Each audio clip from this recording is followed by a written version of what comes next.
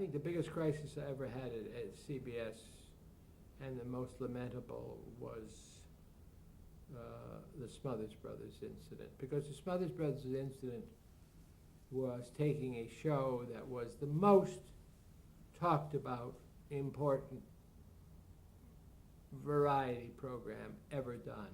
It was a major breakthrough because it was variety that was also doing social satire, from Nichols and May to very strong criticisms of the Vietnam War.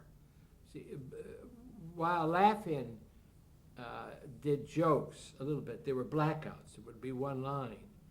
When Tommy Smothers planned a sketch, it went on for a very long time, and sometimes it was, it was questionable taste by some standards.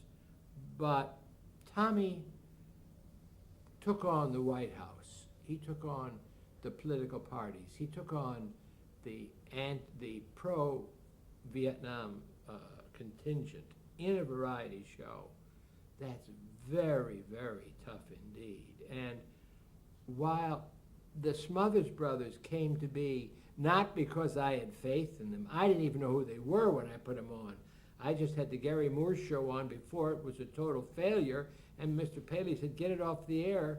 And I said, where am I going to find a show that, he says, we'll find something. I just don't want it there in January. I called up the William Morris office, and they said they had a Smothers Brothers hour.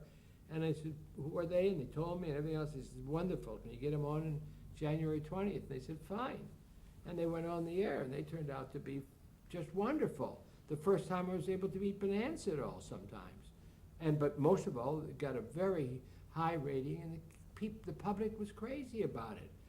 And Tommy would bring on people like Pete Seeger for the first time, often reflected political views that upset both Johnson and Nixon.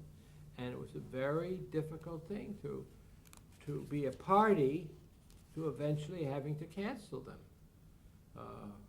And I know that in other interviews you should raise this issue, but the loss of the Smothers Brothers was a blow to freedom of expression. There was no question to me about that.